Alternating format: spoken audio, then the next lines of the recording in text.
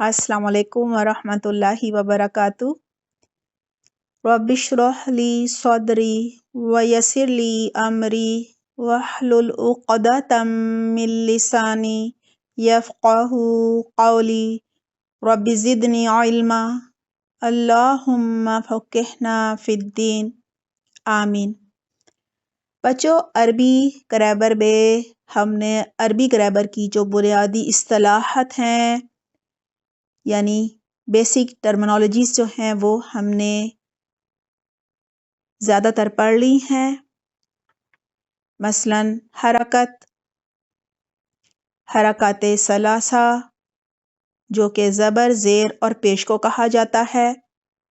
زبر کو فتحہ عربی میں کہتے ہیں، زیر کو کسرہ کہتے ہیں اور پیش کو ضمہ کہتے ہیں۔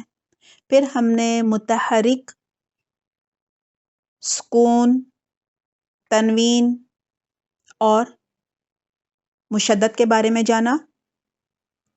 آج ہم انشاءاللہ لام تعریف کے بارے میں پڑھیں گے۔ پچھلی دفعہ ہماری بات ہوئی تھی کہ خرج زید من الدار، یہاں من الدار میں جو شروع میں ال ہے یہ نہیں پڑھا جائے گا جب ہم اس کو ملا کر پڑھیں گے۔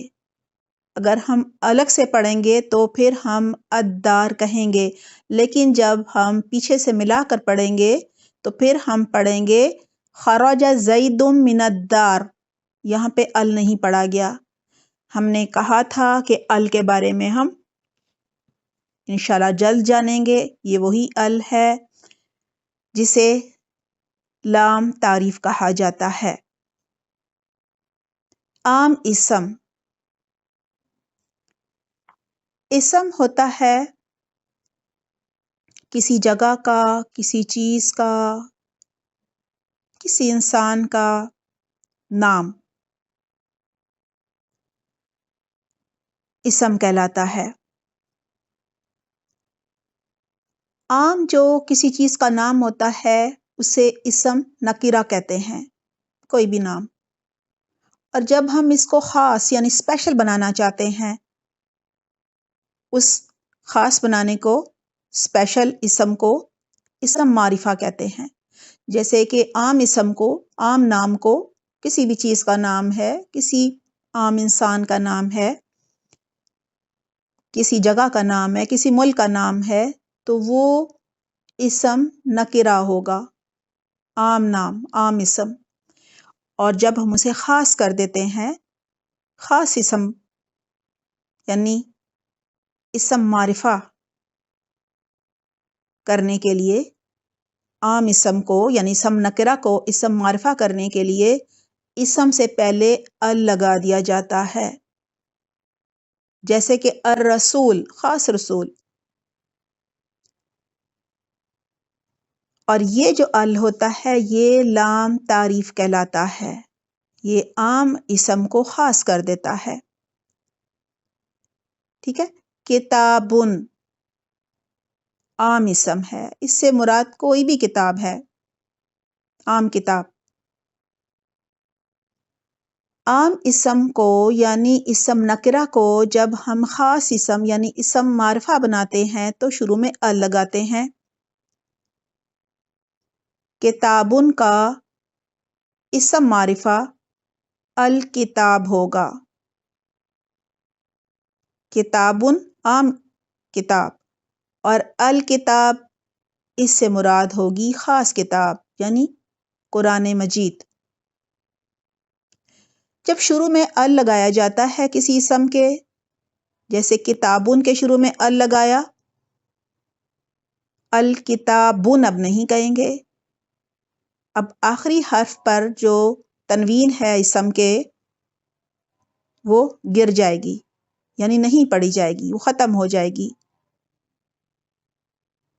کتابن کا اسم معرفہ الکتاب ہے، جس سے مراد خاص کتاب یعنی قرآن مجید ہے۔ اور جب ہم شروع میں کتابن کے ہم نے ال لگا دیا، اب اسے ہم الکتابن نہیں پڑھ سکتے، الکتابن نہیں پڑھ سکتے، الکتابن نہیں پڑھ سکتے، یعنی تنوین دو پیش کی، دو زبر کی، دو زیر کی نہیں لگا سکتے۔ اب ہم پڑھیں گے الکتاب۔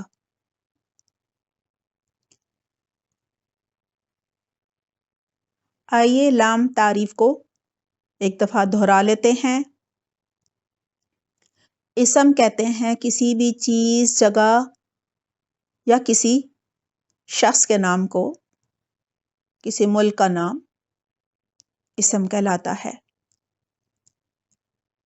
جیسے کہ لاہور ہو گیا، پاکستان ہو گیا، سعودی عرب ہو گیا، اسی طرح سے فاطمہ ہو گیا، علی ہو گیا، ولید ہو گیا، یہ نام ہیں۔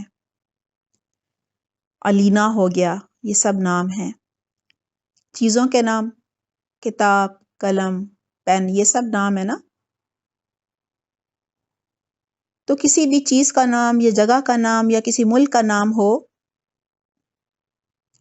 وہ عام اسم ہوتا ہے۔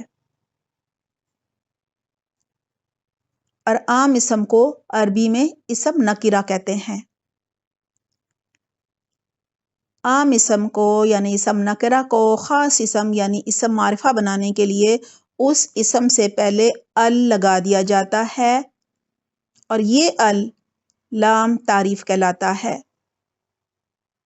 آپ جب قرآن پڑھیں تو دیکھیں کس کس حرف کے شروع میں ال لگا ہوا ہے۔